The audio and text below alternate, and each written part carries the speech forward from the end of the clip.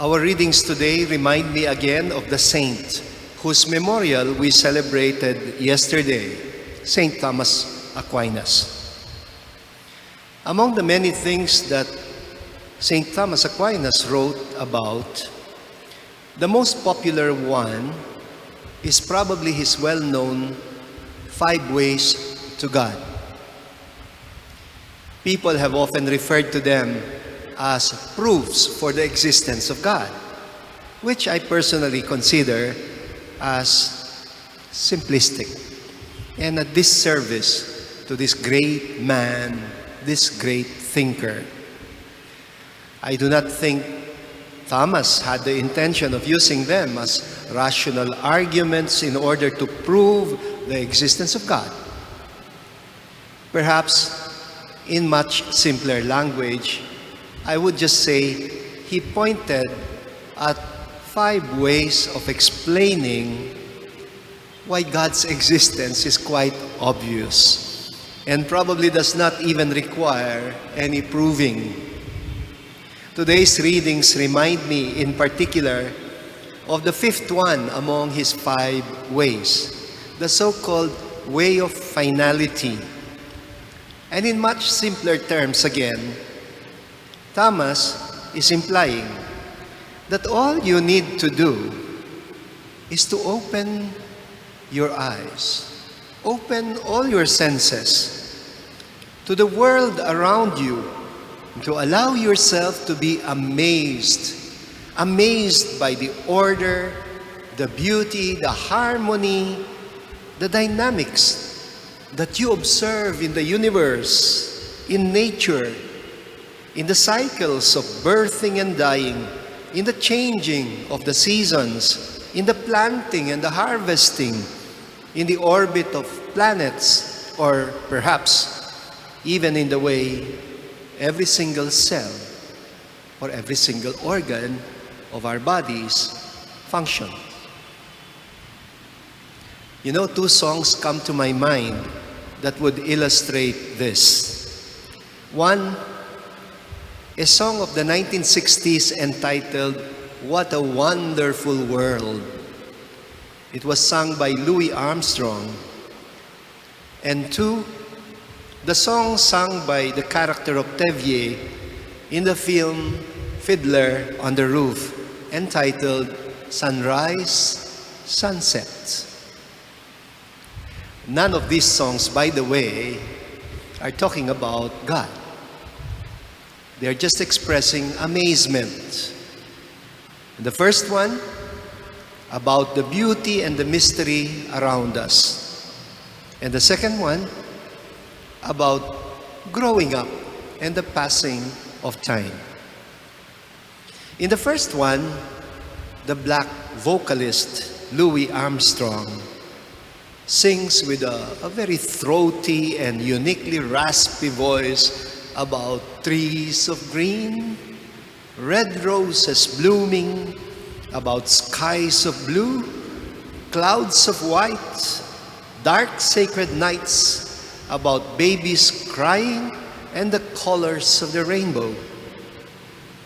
Every verse ends with a line where the singer sighs with fascination about the beauty that is around us, and he exclaims, "What a wonderful world."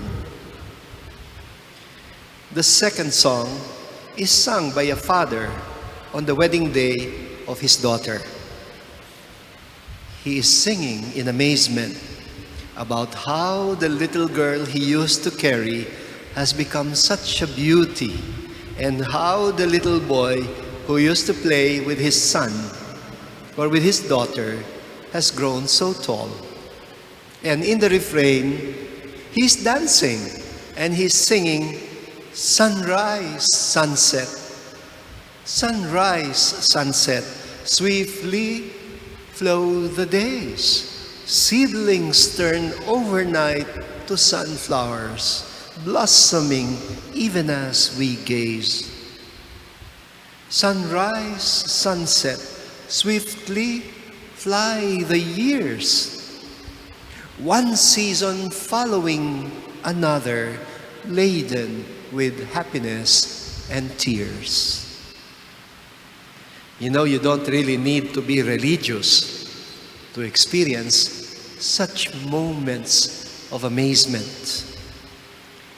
But Thomas Aquinas, as it were, suggests that all you need is a little intellectual honesty to admit that these things make you say, there must be God. Our gospel reading is probably closer to What a Wonderful World, and our first reading to sunrise, sunset. Like the changing of the seasons that are laden with happiness and tears.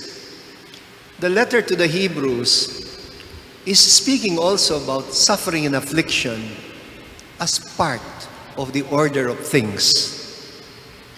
It is complemented very well by the third verse that is quoted from Psalm 37 in our responsorial psalm. The part that says, the just man's steps are firm, but though he might fall, he does not lie prostrate, for the hand of the Lord sustains him. Sustains him. And that's the term that comes close to what I believe Thomas Aquinas is really amazed about with regard to the order of nature. The gospel says, the seed would sprout and grow and bear fruit of its own accord, without the farmer knowing how. It is a whole movement, a whole dynamic that sustains itself. And this reminds me of something that we now love to speak about with regard to the care of the environment. Sustainability. It is now becoming a favorite word, a byword. Sustainability. Perhaps even the desire itself to preserve the sustainability of the world is part of the mystery of how things have been designed by the invisible but obvious hand of God. Thomas is telling us that our amazement about sustainability is probably the best occasion for us to make an act of faith and to be able to say, then I know why I believe. God, comes into the poetry of fascination and amazement. And when you are inclined to end the song, when you are inclined to end the song that says, what a wonderful world, with what a wonderful God.